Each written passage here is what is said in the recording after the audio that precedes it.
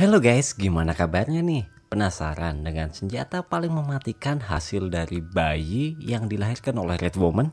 Penasaran juga dengan strategi peperangan yang akan dilakukan oleh Stannis Baratheon dalam menyerang Renly Baratheon? Pada kesempatan kali ini, saya akan menceritakan lanjutan alur cerita dari film Game of Thrones season kedua di episode kelima ya. Namun bagi kalian yang baru bergabung, alangkah baiknya kalian menonton terlebih dahulu playlist Game of Thrones season 1 yang Mimin udah taruh di kolom deskripsi ya, agar kalian dapat lebih menikmati film ini secara runtut. Daripada berlama-lama, langsung aja yuk kita masuk ke alur ceritanya. Kita memasuki episode kelima, di mana di camp Renly Baratheon, Catelyn dan Renly berbincang. Catelyn menyampaikan bahwa Robb Stark tidak berminat untuk menduduki tahta King's Landing. Robb Stark hanya berminat untuk bersekutu dengan Renly untuk balas dendam menjatuhkan tahta Joffrey saat ini. Mendengar hal itu, Renly setuju dengan syarat agar setelah Renly memenangkan perang, Winterfell wajib tunduk pada pimpinan Renly Baratheon.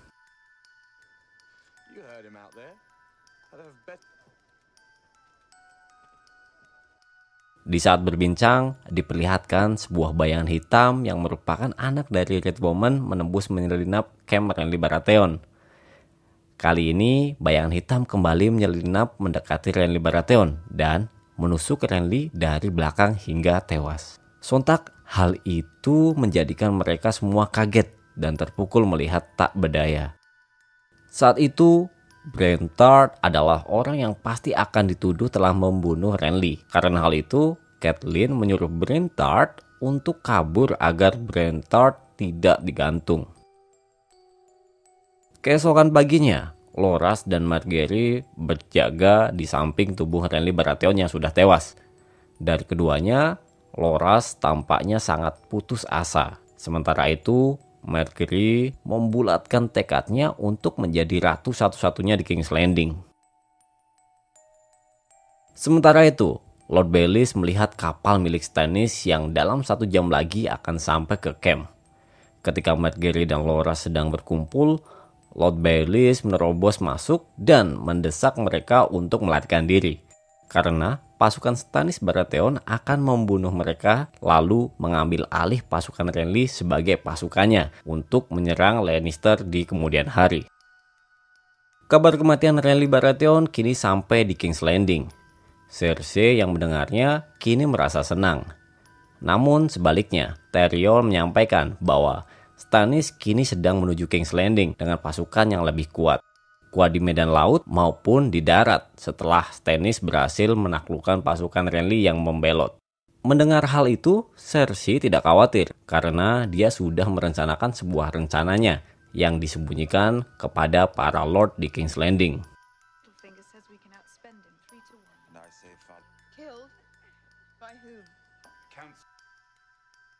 Setelah itu, Tyrion menanyakan rencana Cersei kepada Lance Lannister yang sebelumnya sudah dijadikan mata-mata ratu oleh Tyrion. Lancel mengatakan bahwa para ahli kimia sedang membuat wildfire untuk menyerang kapal Stannis dalam jumlah yang besar. Setelah mendengar kabar itu, Tyrion lalu bergegas menemui ahli kimia kerajaan untuk melihat wildfire. Ahli kimia menjelaskan bahwa wildfire merupakan cairan kimia yang mudah meledak yang sebelumnya dijadikan senjata oleh klan Targaryen setelah naga-naga Targaryen mati.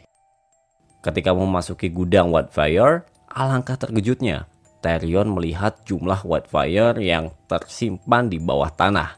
Dengan jumlah wildfire sebanyak itu, cairan itu akan dengan mudahnya dapat meratakan King's Landing dalam sekejap.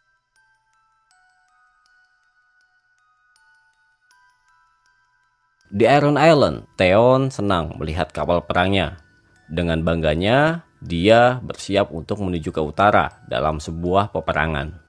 Theon lalu memerintahkan awak kapalnya untuk bersiap. Sesaat mendengar perintah dari Theon, tak satu pun awak kapal yang mau melaksanakan perintah Theon. Mereka akan patuh atas perintah Theon apabila Theon sudah membuktikan kekuatannya di medan perang nanti.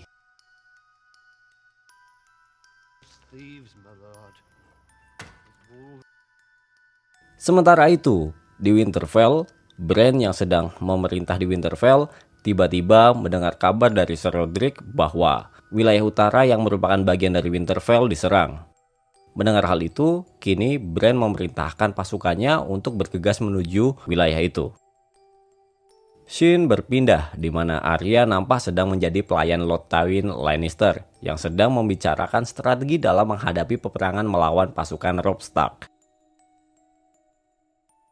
Lord Tywin yang menyadari identitas Arya sebagai seorang anak perempuan yang berasal dari Winterfell menyuruh Arya untuk mengambil air di luar.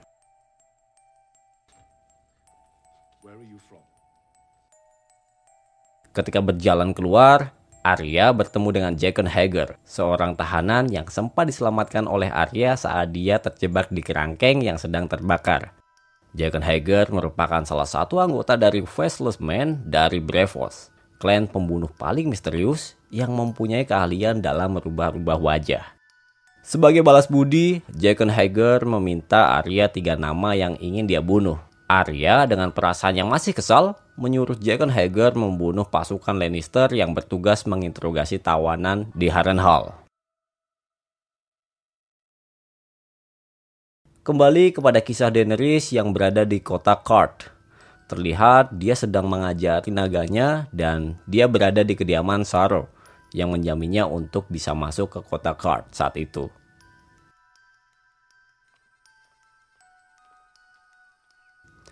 Tidak lama kemudian, Daenerys diberikan sebuah gaun oleh Saro. Daenerys teringat mengenai orang yang terakhir memberikannya gaun adalah orang yang menjualnya ke Khal Drogo saat itu.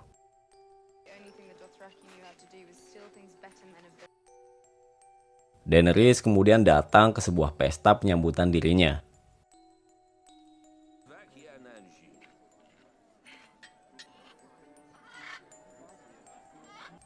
Di sana, dia bertemu dengan Pietri, salah satu dari 13 penguasa dari Qarth. Pietri merupakan penyihir ternama yang ada di Qarth.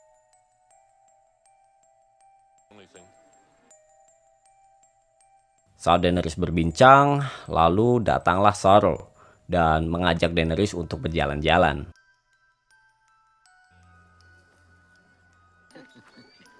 Saat berjalan-jalan, Daenerys diajak oleh Saro untuk melihat berangkas berisi kekayaan Saro yang terbuat dari baja Valyrian. Saro mengatakan bahwa dia akan memberikan hartanya kepada Daenerys untuk membeli kapal menuju King's Landing. Namun apabila Daenerys mau menikah dengan Saro. Atas usulan Saro tadi, Daenerys menanyakan kepada Ser Jorah. Sontak, Ser Jorah menolaknya.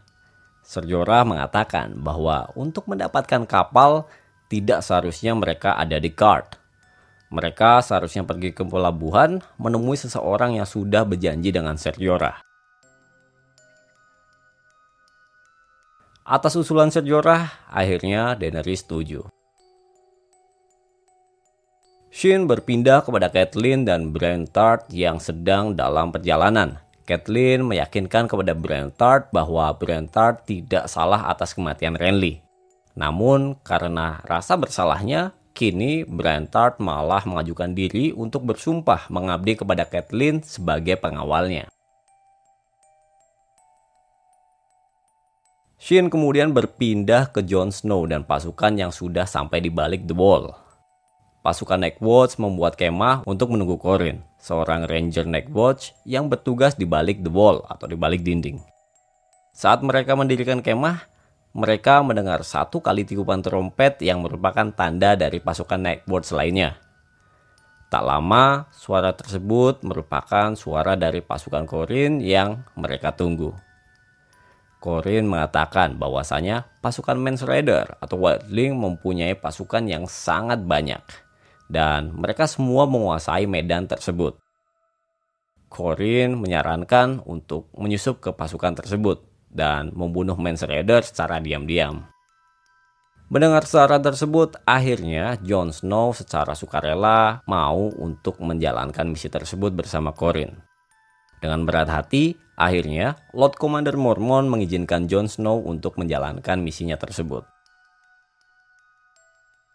Shin berpindah kepada Arya yang sedang bertemu dengan Gendry yang sedang membuat pedang.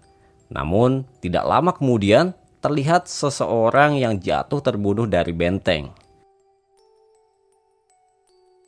Setelah dilihat, ternyata orang itu adalah orang pesanan Arya yang sudah dibunuh oleh Jaqen H'ghar. Film Game of Thrones episode kelima season kedua ini pun berakhir. Kira-kira penasaran dengan kisah selanjutnya? Apakah menarik dibuat rangkuman seluruh episode film ini? Boleh deh kalian kasih tanggapan dan masukan kalian di kolom komentar ya.